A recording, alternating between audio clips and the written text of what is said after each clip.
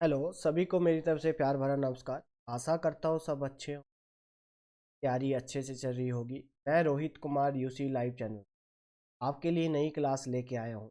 तो ये जो क्लास है ये एसएससी के जो एसएससी सीरियल के जितने भी प्रीवियस आए हुए हैं चाहे वो जनरल स्टडी के, तो उस पर मैं आपके लिए एक वीडियो लेके आ रहा हूँ जो है आपके आने वाले एग्ज़ामों में ये फ़ायदा पहुँचाए।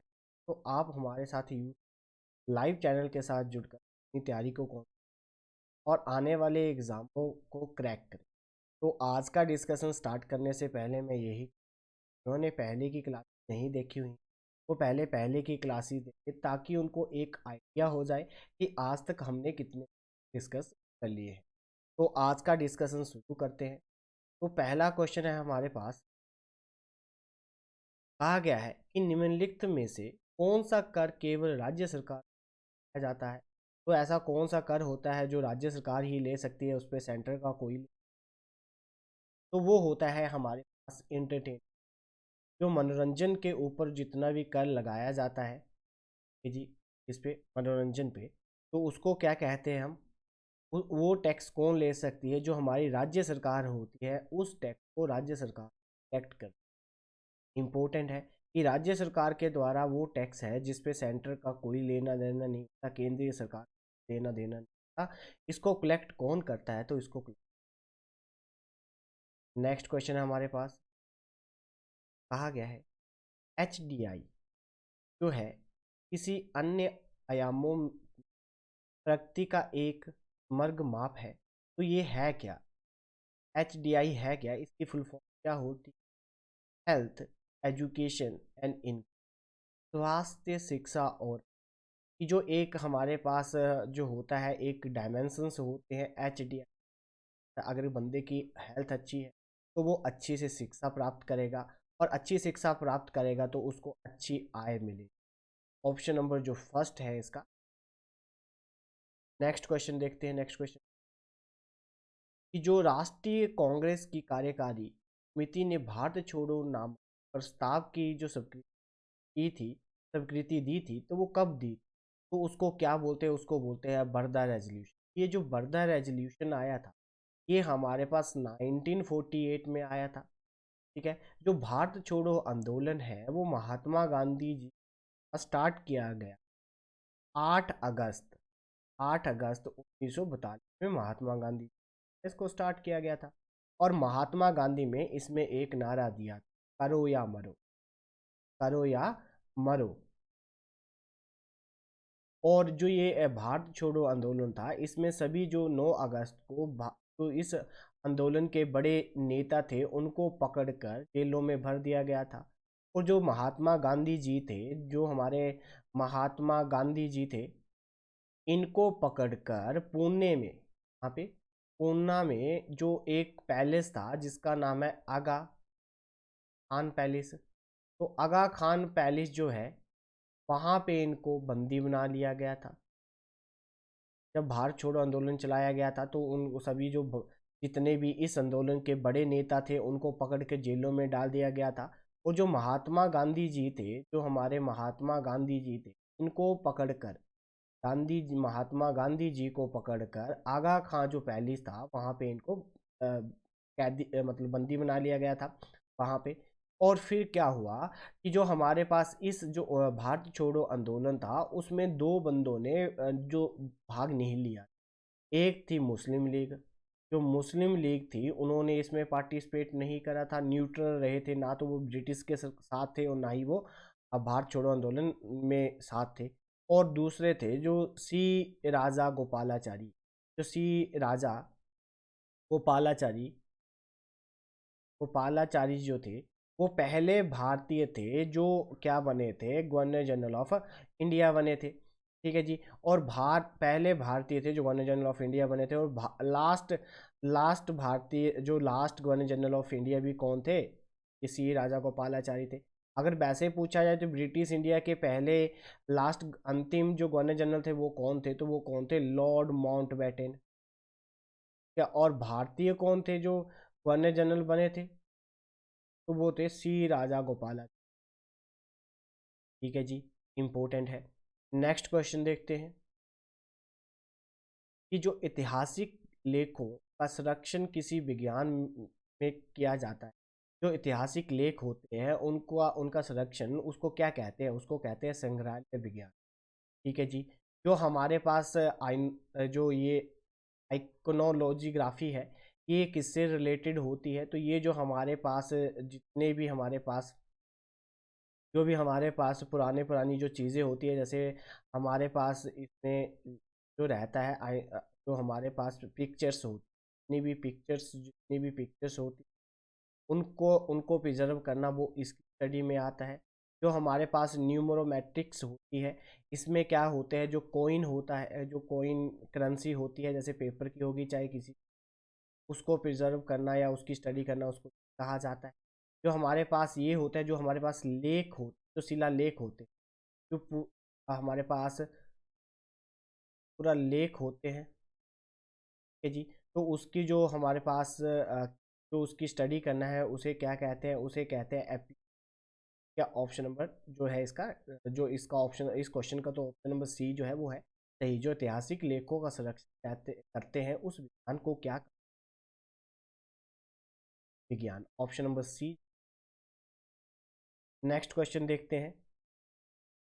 जो हमारे पास अल्फा अल्फा जो है हमारे पास वो क्या है, तो वो एक प्रकार की घास, क्या है हमारे पास, एक प्रकार की घास है। ये क्या होती है, जैसे हमारे पास मटर होते हैं उस तरह की ही एक घास। ठीक है जी। ऑप्शन नंबर सी जो है इसका। नेक्स्ट क्वेश्चन में है, जो आमों को पकाने के लिए किस रसायन का प्रयोग किया जाता है, कि जो कोई भी फ्रूट है उसको पकाने के लिए किस केमिकल का यूज़ किया जाता है, तो वो क्या बोलते हैं, कैल्शियम जो कार्बाइड है, कैल्शियम कार्बाइड का यूज़ किया जाता है। इसका जो फॉर्मूला रहता है हमारे इस कैल्शियम कार्बाइड का फॉर्मूला क्या होता है, CaC। इस जो केमिकल का प्रयोग क्यों किया जाता है, कि जो भी हमारे पास कच्चे फल हैं उनको पकाने के लिए जो यूज़ किया जाता है वो होता है कैल्शियम।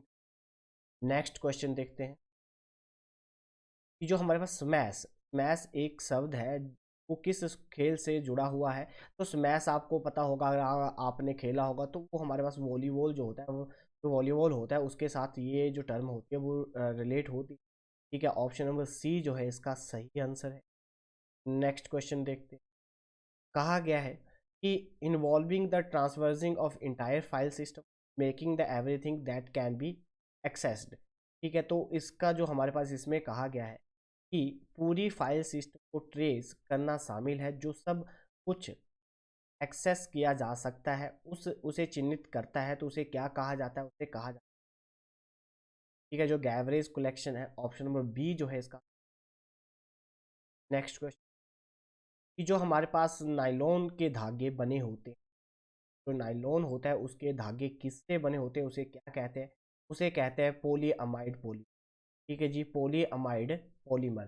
ठीक है, जो अमाइड होता है, अमाइड ग्रुप जुड़ा होता है, पॉली का मतलब होता है कि कार्बन चेन होगी इसके साथ, तो इसमें जो ग्रुप जुड़ा होगा उसको क्या बोलेंगे, पॉलीअमाइड। जो हमारे पास पॉलीअमाइड पॉलीमर्स होता है उससे जो नाइलॉन के जो धागे बने होते हैं वो उससे। उम्मीद करूंगा कि आप हमारे चैनल के साथ जुड़कर अपनी तैयारी को कंटिन्यू रखेंगे और वीडियो को ढेर सारा प्यार देंगे और वीडियो को शेयर और लाइक जरूर। नेक्स्ट क्वेश्चन देखते हैं। विश्व की सबसे लंबी जो रेलवे लाइन है वो किसको और किसको जोड़ती है, कि दुनिया की जो सबसे बड़ी रेलवे लाइन है वो उसका वो किसको और किसको जोड़ती है, तो ऑप्शन नंबर बी क्या है इसका, जो हमारे पास लेनिनाग्राद से लेकर जो हमारे पास बोलिदो जो सोतक को जोड़ती है, बोलिदुबो सोतक को आपस में जोड़ती है, ऑप्शन नंबर बी जो है इसका ये आंसर है। नेक्स्ट क्वेश्चन देखते हैं कि भारत के संविधान में अभी तक कितने संवैधानिक संशोधन किए जा चुके हैं, तो वह ऑप्शन नंबर ए जो 122। ठीक है, 122 संशोधन भारत के संविधान में अमेंडमेंट किए जा चुका है। तो भारत में अगर कोई भारत के कॉन्स्टिट्यूशन में कोई भी अमेंडमेंट करना हो या कोई भी संशोधन करना हो, तो इसकी परमिशन हमारे पास आर्टिकल 368 दे। तो ये जो 368 है, इस आर्टिकल के अनुसार हम भारत के संविधान में संशोधन कर सकते हैं, ये पार्लियामेंट में जो भी संशोधन किया जाएगा वो कहाँ किया जाएगा, भारत की पार्लियामेंट में किया जाएगा। और लोकसभा में बिल पास किया जाता है और लोकसभा से आगे कहाँ भेजा जाता है, राज्यसभा में भेजा। और राज्यसभा क्या करती है, 14 दिन के लिए उसको टाइम दिया जाता है कि इस बिल को पास कीजिए। अगर नहीं किया जाता है तो ये फिर लोकसभा के पास आ सकता है और लोकसभा द्वारा फिर इसको भेज सकती है। तो इसमें क्या होता है कि जो राज्यसभा होती है उसको ये पास करना ही पड़ता है। और जो हमारे पास जो लोकसभा होती है वहाँ पे मेजोरिटी होती है।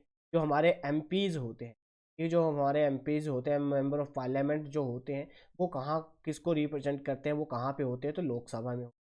जो लोकसभा होती है इसको क्या बोलते हैं, लोअर सदन बोलते हैं। पिछला जो हाउस है वो कौन सा होता है, लोकसभा होती है। और इसकी जो सीटें हैं हमारे पास, लोकसभा की जो सीटें रहती हैं, ठीक है जी, लोकसभा में टोटल जो सीटें हैं अभी प्रेजेंटली जो है 550 है। मतलब टोटल जो लोकसभा की सीटें हैं वो 550 हैं। और अभी जो प्रेजेंटली जो यहाँ पे सीटें हैं वो 545 है। इसमें क्या है, इसमें दो जो होते हैं वो एंग्लो इंडियन होते हैं जिसको राष्ट्रपति जी के द्वारा चुना जाता है। बट ये जो हमारे पास 17th जो हमारे पास लोकसभा चल रही है, तो उसमें इस जो ये एंग्लो इंडियन जो थे इनको जो नॉमिनेट किया जाता था उसको कैंसिल कर दिया गया है। ठीक है। जो हमारी राज्यसभा होती है इसमें जो हमारे पास जो सीटें हैं 250 हैं। ठीक है, जिसमें से 238 जो आती है वो स्टेट, जो राज्य प्लस जो केंद्र शासित प्रदेश होते हैं वहाँ से आते हैं। और 12 बंदों को जो नॉमिनेट किया जाता है वो किसके द्वारा किया जाता है, जो राष्ट्रपति जी होते हैं उनके द्वारा किया। ठीक है, पेपर में कितनी बार क्वेश्चन आ चुका है कि राज्यसभा में राष्ट्रपति के द्वारा कितने सदस्यों को नॉमिनेट किया जाता है, तो कितने सदस्यों को किया जाता है, 12 को किया जाता है। इम्पोर्टेंट है। और जो हमारे पास राज्यसभा होती है इसको अपर हाउस, उच्च सदन बोला जाता है, क्योंकि जो ये यहाँ पे जो इसमें जो बंदे होते हैं इनका जो कार्यकाल होता है वो 6 वर्षों के लिए होता है। और जो हमारे पास लोकसभा होती है इसमें जो कार्यकाल होता है वो 5 वर्षों के लिए होता है। जो हमारी लोकसभा होती है इसको 1 साल के लिए मैक्सिमम, अधिक से अधिक जो है वो हमारे पास 1 वर्ष के लिए एक्सटेंड किया जा सकता है। ठीक है। और ये जो हमारे पास राज्यसभा होती है ये कभी भी डिसॉल्व नहीं होती, कभी भी इसका विघटन नहीं होता है, ये परमानेंट होती है। हर 2 सालों बाद जो हमारे पास 1/3 जो इसके पर्सन होते हैं, जो लोग होते हैं वो रिटायर्ड हो जाते हैं। इम्पोर्टेंट है। ठीक है जी, नेक्स्ट क्वेश्चन देखते हैं।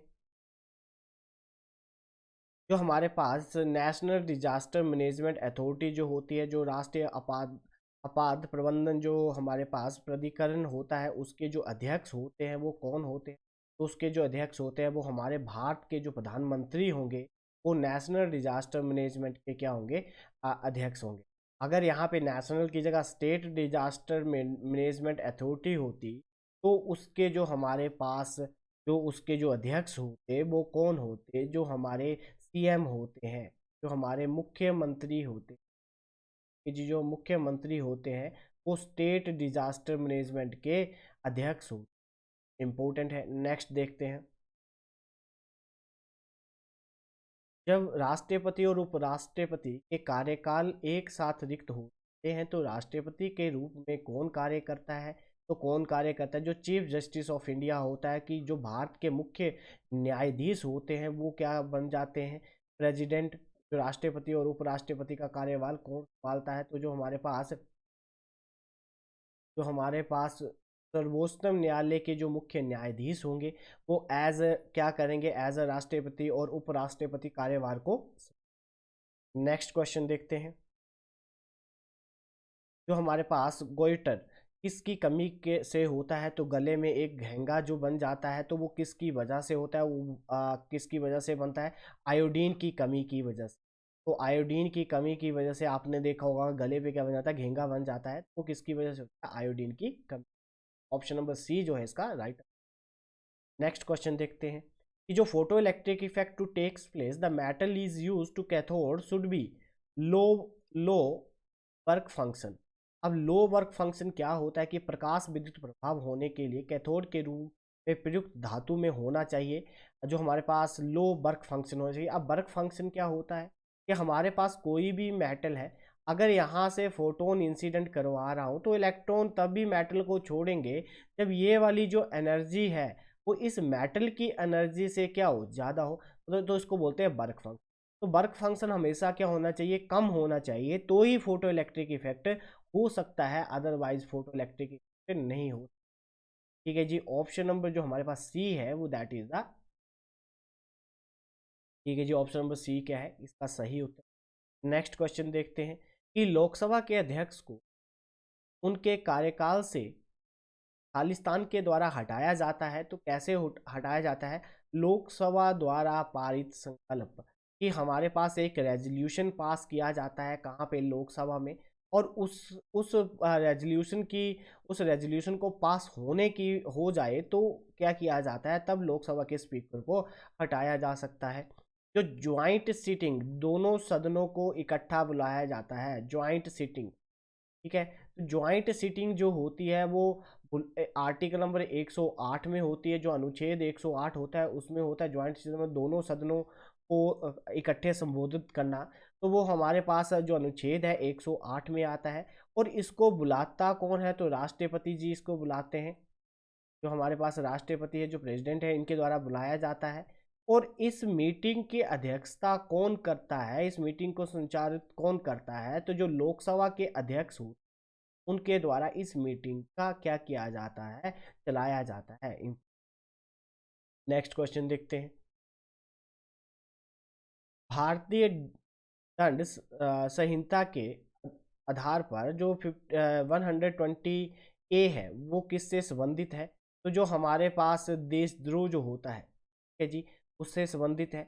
और जो हमारे पास इंडियन पैनल जो कोड है वो 1860 के तहत, ठीक है। जो हमारे पास 24 ए जो आता है वो हमारे पास इसका जो ये किससे संबंधित है, ऑप्शन नंबर बी जो है दैट इज द।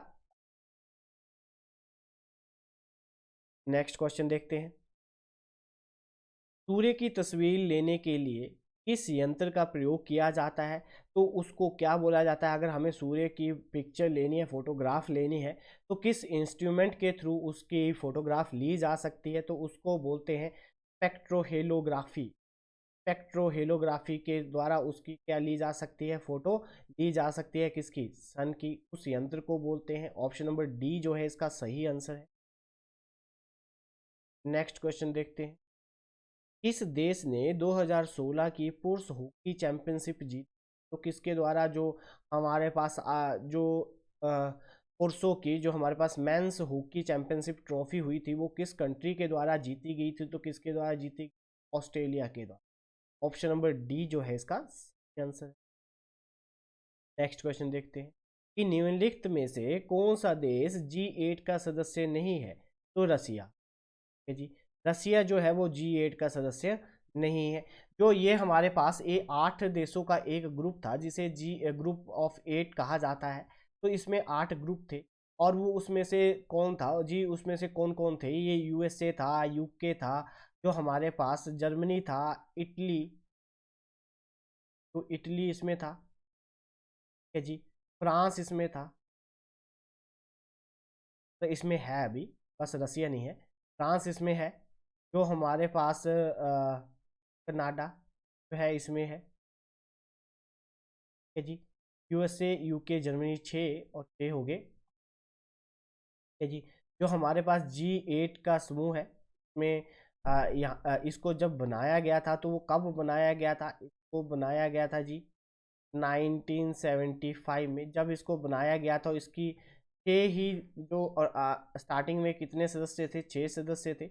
उसके बाद इसमें 2 सदस्य मतलब जो और सदस्य इसमें ऐड किए गए थे, तो ये G8 हुआ। बट रसिया को 2014 में बाहर निकाल दिया गया था इस ग्रुप से, क्योंकि इसने जो हमारे पास जो यूक्रेन है, क्या यूक्रेन का एक एरिया था जिसका नाम था क्रीमिया, क्रीमिया, उसको हथिया लिया था। और उसके बाद जो है रूस को वहाँ से हटा दिया गया था, ठीक है। उसके बाद इसको वहाँ से हटा दिया गया था। इसमें एक जापान भी है, जापान भी जो है इसका G8 का मेंबर है।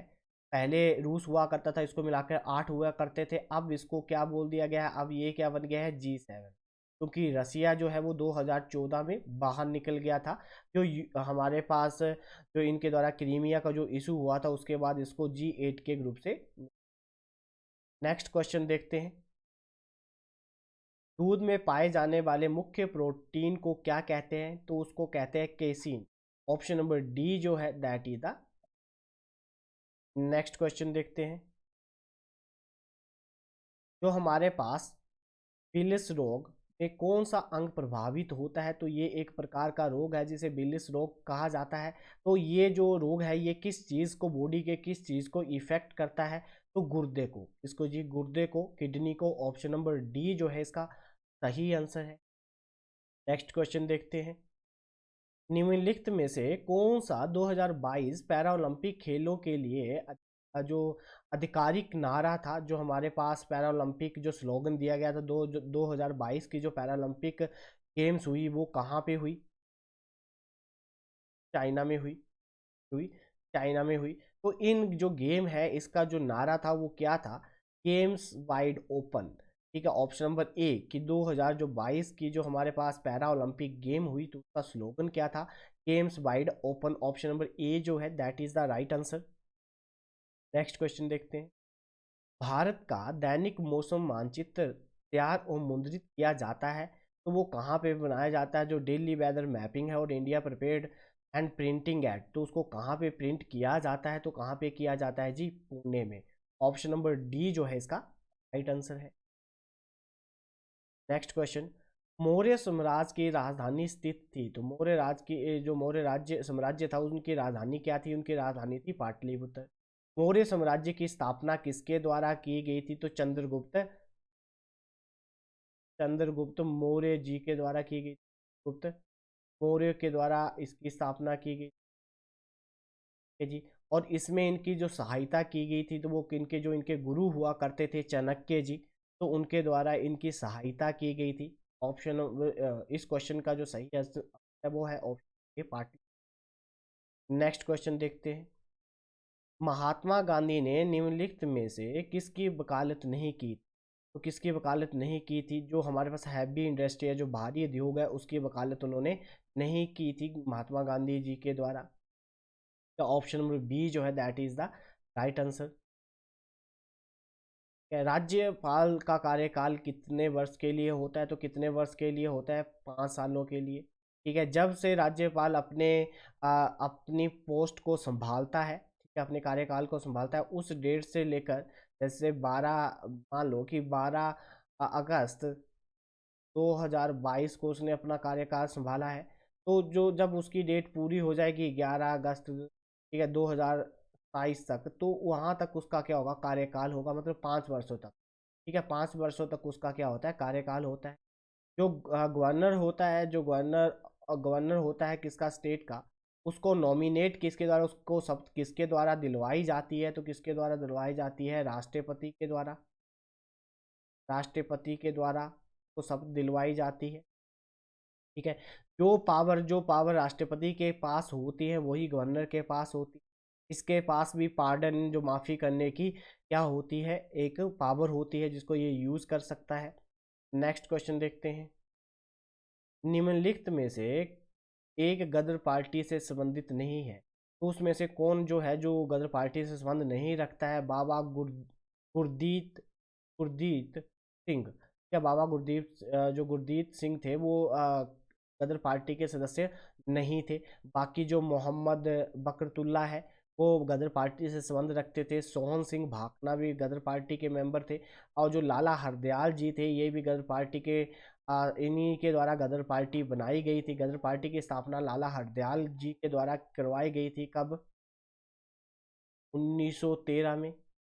और कहाँ पे की थी, जो हमारे पास सैन फ्रांसिस्को यूएसए में इनके द्वारा गदर पार्टी की नींव रखी गई थी। और इनके द्वारा ही गदर न्यूज़पेपर, समाचार पत्र चलाया गया था। और जो युगांतर युगांतर जो हमारे पास प्रेस हुआ करती थी वहाँ से इन्होंने क्या चलाया था, हमारे जो वहाँ से इन्होंने गदर न्यूज़पेपर प्रसारित किया था। नेक्स्ट क्वेश्चन देखते हैं। हृदय की धड़कन की उत्तेजना करने वाला हार्मोन, कि हृदय की धड़कन को उत्तेजित करने वाला हार्मोन कौन सा होता है, उसको बोलते हैं thyroxine. Thyroxine, option number A जो है that is the right answer. कि वो वाला हार्मोन जो हार्ट बीट को बढ़ा देता है, ठीक है, उत्तेजित कर देता है, तो उस हार्मोन को क्या कहते हैं, उसको बोलते हैं थायरोक्सिन। ऑप्शन नंबर ए जो है इसका सही आंसर है। नेक्स्ट क्वेश्चन देखते हैं कि जो ट्रांसफार्मर एक डिवाइस होता है वो क्या करता है, उसका क्या काम होता है, तो वो कैसे काम करता है। लो वोल्टेज एसी करंट को, अल्टरनेटिंग करंट को हाई वोल्टेज अल्टरनेटिंग करंट में कन्वर्ट करता है। कि जो हमारे पास अल्टरनेटिंग करंट होता है लो वोल्टेज का, उसको किस में कन्वर्ट कर देता है, high voltage. High voltage high voltage alternating current में उसको क्या कर देता है, कन्वर्ट कर देता है। ऑप्शन नंबर सी जो है that is the right answer. Next question देखते हैं कि कहा गया है कि ये किस तरफ, मतलब किस तरह का एक टाइप है, is a type of the computing that the performing the computation storage and ever the application as a service across a network. कि हमारे पास एक प्रकार की कंप्यूटिंग जो एक नेटवर्क में एक सेवा के रूप में संगणना और भंडार और या यहाँ तक कि अनुप्रयोग भी किया जाता है, तो उसको क्या कहते हैं, उसको कहते हैं clouding computing. Clouding computer, option number A जो है that is the right answer. Next question देखते हैं। जो हमारे पास रक्त प्रवाह में वायु के बुलबुले की उपस्थिति जीवन के लिए हानिकारक होती है, क्योंकि जो हमारे पास रक्त का प्रवाह बंधित हो जाता है। क्या क्या हो जाता है, बंधित हो जाता है। Option number C, the flow of the blood is obstructed. ठीक है, कि जो हमारे पास रक्त का प्रवाह है उसमें वायु के बुलबुले अगर बढ़ने शुरू हो जाएं, तो उससे आपके शरीर को अच्छी तरह से खून नहीं मिल पाएगा और आपको ब्लड नहीं मिलेगा, तो आपकी मौत हो जाएगी। तो ये हानिकारक होता है, ये खतरनाक होता है, क्योंकि रक्त का प्रवाह क्या हो जाएगा, रक्त फ्लो ही नहीं करेगा। नेक्स्ट क्वेश्चन देखते हैं। जंतुओं और पौधों का उनके प्रवेश के संबंध में अध्ययन को कहा जाता है। तो अगर जो पौधों और जंतुओं का जो अध्ययन करता है उस अध्ययन को क्या कहा जाता है, तो उसे कहा जाता है परिस्थितिक। परिस्थितिक के नाम से जाना जाता है, इकोलॉजी कहा जाता है। ऑप्शन नंबर ए जो है that is the right answer. Next question देखते हैं कि निम्नलिखित में से कौन रियो ओलंपिक में भारत की मुक्केबाजी टीम का सदस्य नहीं था। कि जो रियो ओलंपिक हुए थे 2016 में, अब हुए थे जी, 2016 में रियो ओलंपिक हुए थे। रियो ओलंपिक मतलब ब्राज़ील में हुए थे, कहाँ पे हुए थे ये, ब्राज़ील में हुए थे। तो उसमें जो भारतीय जो मुक्केबाजी जो टीम गई थी उसके सदस्य नहीं थे, तो कौन नहीं थे, अवतार सिंह। अवतार सिंह उस टीम के सदस्य नहीं थे। विजय सिंह थापा उस टीम के सदस्य थे। मनोज कुमार थे और विकास कृष्ण टीम के सदस्य थे। नेक्स्ट क्वेश्चन देखते हैं। 2021-22 के बजट के अनुसार भारत सरकार के लिए धन का सबसे बड़ा स्रोत क्या है। कि जो 2021-22 का बजट आया है उसमें भारत सरकार ने सबसे ज़्यादा जो रेवेन्यू है वो कहाँ से कमाया है, तो कहाँ से उसको मनी आई है। तो जो गैर कर राजस्व है, जो नॉन टैक्स, जो भी जितने भी हमारे पास सोर्स है, वहाँ से सबसे ज़्यादा जो रेवेन्यू जनरेट किया है भारत सरकार ने। ऑप्शन नंबर सी जो है इसका सही आंसर है। नेक्स्ट क्वेश्चन देखते हैं। जो हमारे पास एक थ्योरी दी गई थी जिसका नाम था मल्थीसियन सिद्धांत, तो उसका क्या मतलब था, उसका मतलब था जो हमारे पास population increase in the geometrically ratio food supply increase in arithmetic. कि बोला गया कि जनसंख्या जो बढ़ रही है वो ज्यामितीय अनुपात से बढ़ रही है, बट खाद्य आपूर्ति अंकीकृतीय अनुपात से बढ़ रही है।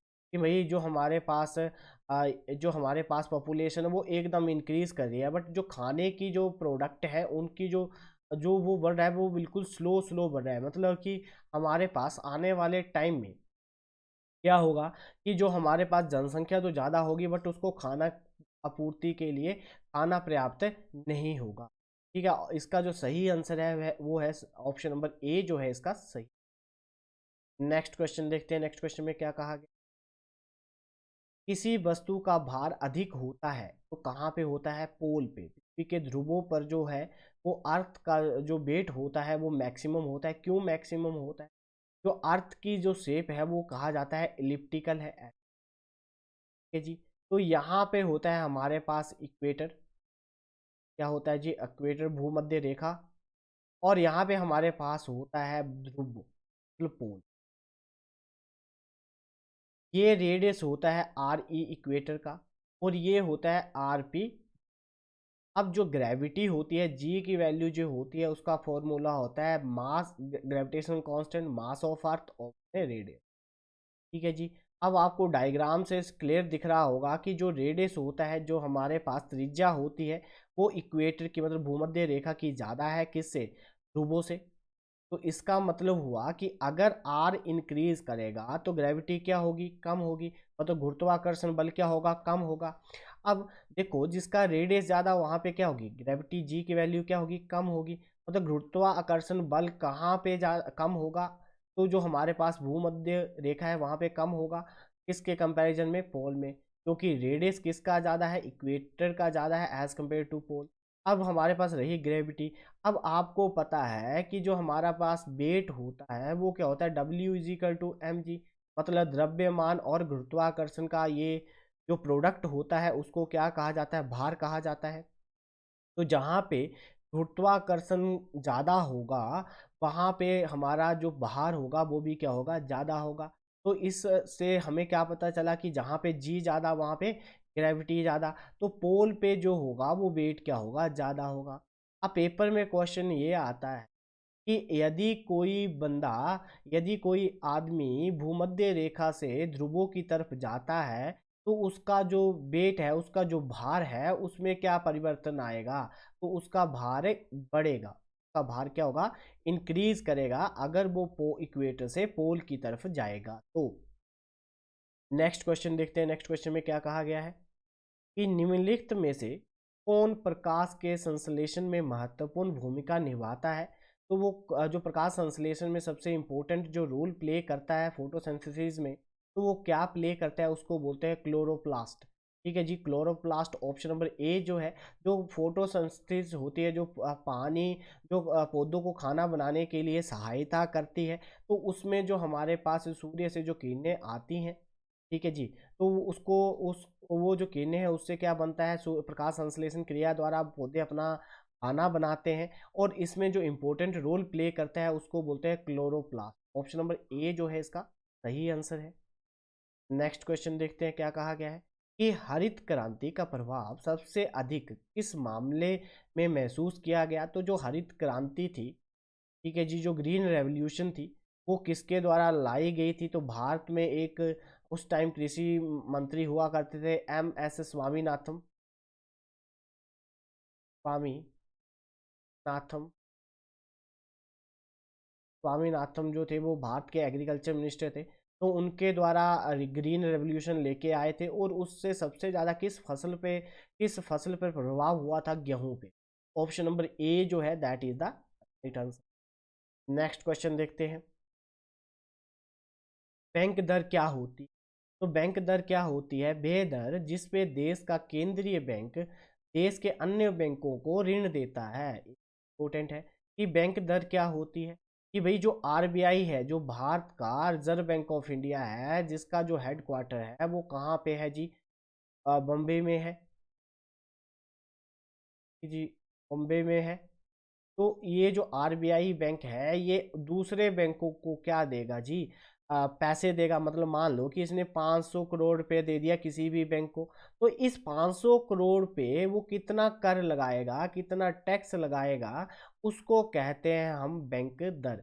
कि बैंकों को जब आरबीआई पैसा देता है तो उस पैसे पे जो आरबीआई टैक्स लेगा, उस पे जो पैसा वापिस लेगा, तो उसको क्या कहते हैं हम? बैंक दर कहते हैं। इंपॉर्टेंट है।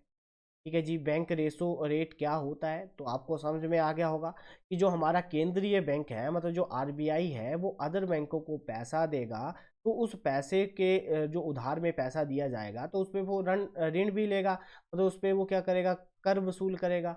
तो उस कर वसूल करने की कितनी प्रतिशत है? मान लो कि आपने किसी भी बैंक से लोन लिया, तो लोन लिया, मान लो आपने 10,000 का लोन लिया, अगर 10,000 का लोन लिया तो बैंक क्या करता है, उस 10,000 पे आप पे ट्रस्ट इंटरेस्ट लगाता है, मतलब उस पे क्या करता है, उस पे वो जो है वो क्या करता है, लोन पे आपको कर लगाता है, मतलब ऋण लगाता है। तो वो कर जो होता है, जो टैक्स लगाया जाता है, ठीक है, तो जैसे मान लो किसी बैंक का 11% है, किसी का 12% है, कोई 9% लेता है, कोई 8% लेता है। तो ये जो है वो किसी बैंक के किसी कस्टमर को पैसे दिए जाने वाली जो बात है उसको कर कहा जाता है। उसी तरह आरबीआई दूसरे बैंकों को पैसा देता है और उस पैसे पे कितना टैक्स लेना है उसको कहते हैं बैंक। ठीक है, ऑप्शन नंबर ए जो है इसका सही आंसर है। नेक्स्ट क्वेश्चन देखते हैं, निम्नलिखित में से कौन सी कर प्रणाली भारत में आर्थिक असमानता को कम करने में मदद करेगी, तो वो कौन सी है, प्रोग्रेसिव। प्रगतिशील जो कर है वो भारत में, जैसे जो अमीर है वो बहुत ही अमीर है, जो गरीब है वो बहुत ही गरीब है, इस डिफरेंस को कम करने के लिए कौन सी चीज़ हमारी हेल्प करेगी इस इनक्वालिटी को ख़त्म करने के लिए। जो प्रगतिशील कर है, जो प्रोग्रेसिव टैक्स है, उसकी वजह से ये जो अमीर अमीर होता जा रहा है और गरीब होता जा रहा है, उस गैप को कम करेगा कौन सा टैक्स, प्रोग्रेसिव टैक्स जो है वो उस को क्या कर देगा, कम कर देगा। ऑप्शन नंबर बी जो है इसका सही आंसर है। नेक्स्ट क्वेश्चन देखते हैं कि भारत के राष्ट्रपति को उसके पद से हटाया जा सकता है किसके द्वारा जी, हमारे पास संसद के द्वारा। अब पार्लियामेंट क्या करेगी, जो हमारे पास राष्ट्रपति के ऊपर एक प्रोसेस चलाएगी जिसे महायोग कहा जाता है, महाभियोग योग कहा जाता है। ये प्रोसेस चलाई जाती है, ये जो होती है अनुच्छेद आर्टिकल नंबर 61 में होती है। इस प्रोसेस को चलाने के लिए राष्ट्रपति को बताया जाता है, 14 दिन पहले उनको बताया जाता है कि भाई आप पे ये वाली प्रोसेस चलाई जाएगी। और इस प्रोसेस में राष्ट्रपति भी बैठ सकता है, उस प्रोसेस के बारे में राष्ट्रपति भी सुन सकता है कि भाई ये जो प्रोसेस है उसके बाद उसके बीच में ये बैठ सकता है। अगर ये वहाँ पे जो पार्लियामेंट में जो बंदे प्रेजेंट हैं, अगर 50% जो है बहुमत से ये बिल पास हो जाता है, जितनी मान लो कि उस दिन वहाँ पे कितने बंदे प्रेजेंट है, मान लो 50 बंदे प्रेजेंट हैं और 50 में से 25 जो हो जाते हैं वो राजी हो जाते हैं इस प्रोसेस को चलाने के लिए, तो ही राष्ट्रपति पे ये प्रोसेस चलाई जा सकती है। और वो चलाई कहाँ जाती है, संसद में। और संसद में चलाई जाएगी, ये किसी भी हाउस में स्टार्ट कर सकते हैं, वो लोकसभा हो चाहे राज्यसभा हो। उसी सेम जो प्रोसेस है वो कहाँ पे, जो अगर हमें किसी भी मुख्य न्यायाधीश को उसके पद से हटाना है तो भी महाभियोग की ही प्रोसेस चलाई जाती है। ठीक है, और इस क्वेश्चन अगर राष्ट्रपति को उसके पद से हटाना है तो भी महाभियोग चलाया जाएगा। और ये जो अनुच्छेद है वो 61 के तहत आता है। ऑप्शन नंबर जो इसका बी है, दैट सी है, that is the right answer. Next question देखते हैं, बाढ़ के दौरान एक नदी चैनल के किनारे बड़े चौड़े निचले तटबंधों को कहा जाता है, तो उसको क्या कहा जाता है, लेवी का, क्या कहा जाता है, लेवी। ऑप्शन नंबर बी जो है इसका सही आंसर है। नेक्स्ट क्वेश्चन देखते हैं कि रेशम कीट अपने जीवन चक्र में किस अवस्था में व्यावसायिक उपयोग के लिए रेशम उत्पन्न करते हैं, तो लार्वा।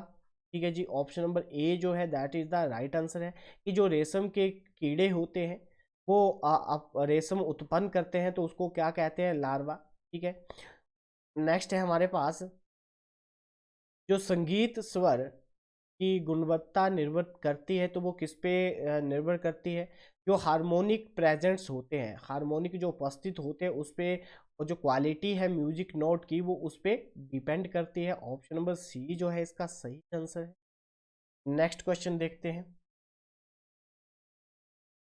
समुंदर में ज्वार भाटा आने के मुख्य कारण क्या है, तो समुद्र में जो ज्वार भाटा आता है वो किस वजह से आता है, पृथ्वी पर चंद्रमा का घूरता आकर्षण, की जो अर्थ है, जो अर्थ है वो मून को क्या करेगी, अपनी तरफ खींचती है, और उस पुल की वजह से क्या आता है, टाइड्स आती है।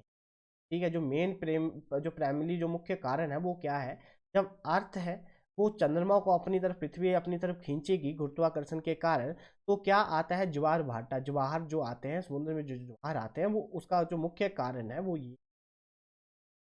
नेक्स्ट क्वेश्चन देखते हैं, संयुक्त राष्ट्र सुरक्षा परिषद में 5 स्थायी सदस्य हैं, तो वो जो परमानेंट मेंबर्स हैं वो कौन कौन से हैं? तो वो है चीन, फ्रांस, यूएसए, यूके और यूएस। ये पांचों के पांचों जो है वो क्या है, परमानेंट मेंबर में स्थायी है। अब जो टोटल जो मेंबर है वो 15 है, जिसमें से 10 जो होते हैं वो नॉन परमानेंट होते हैं, अस्थायी होते हैं, और 5 स्थायी होते हैं। अगर किसी भी बिट्टो पावर, इन सभी के पास क्या होती है, बिट्टो पावर होती है। अगर किसी भी कंट्री के ऊपर किसी भी कंट्री को अटैक करना है तो इन पांचों की सहमति होनी चाहिए। अगर इसमें से एक भी पलट गया, ठीक है, मतलब 4 की हाँ और एक भी मना कर गया, तो वो कभी भी वो जो बिल है वो क्या हो जाएगा, खारिज हो जाएगा। तो इसीलिए जो भारत है उसका उसका प्रवेश क्यों नहीं होता है संयुक्त राष्ट्रीय सुरक्षा परिषद में, क्योंकि भाई बाकी 4 के चारों बंदे मान जाते हैं, बट जो चीन है वो उसके फेवर में नहीं है कि भारत को क्या बना दिया जाए, संयुक्त राष्ट्र मतलब यूनाइटेड सिक्योरिटी काउंसिल का क्या बना दिया जाए, मेंबर बना दिया जाए। अगर वो एशिया में फिर 2 बंदे हो जाएंगे जिनके पास वो क्या होंगे, परमानेंट मेंबर होंगे यूएन यूनाइटेड नेशन के। ठीक है, अब इसकी परमानेंट मेंबर की होड़ में कौन कौन से देश पीछे पड़े हुए हैं? तो जी जर्मनी है, जर्मनी बोलता है कि परमानेंट मेंबर बनाओ। दूसरा है जी ब्राज़ील है, ठीक है, ब्राज़ील भी इस रेस में पीछे नहीं है, ये भी कह रहा है हमें। और तीसरा है हमारा प्यारा भारत, वो भी उसको भी क्या है, वो भी हम भी यही चाह रहे हैं कि हम क्या बन जाए जी, परमानेंट मेंबर बन जाए किसके, यूनाइटेड नेशन, जो यूनाइटेड नेशन सिक्योरिटी काउंसिल है। क्योंकि अभी इतना टाइम हो गया है तो इसको एक्सपेंड करना चाहिए और इसके जो मेंबर हैं उनको बढ़ाना चाहिए। ठीक है, तो परमानेंट मेंबर की जगह अब इनके जो 5 हैं इनकी संख्या बढ़ा दो जी, और जो जो कंट्री इसकी मेन दावेदार है उनको इसमें ऐड करो। ठीक है, तो इसका जो सही आंसर है वो है option number B. Next question देखते हैं कि निम्नलिखित में से कौन सा जोड़ा सही नहीं है। ठीक है जी, तो आपको पता है जी सानिया मिर्जा क्या खेलती हैं, टेनिस खेलती हैं। सानिया नेहवाल क्या खेलती हैं, बैडमिंटन खेलती हैं। जो झुनझुन गोस्वामी है वो क्रिकेट खेलती हैं, बॉलर है।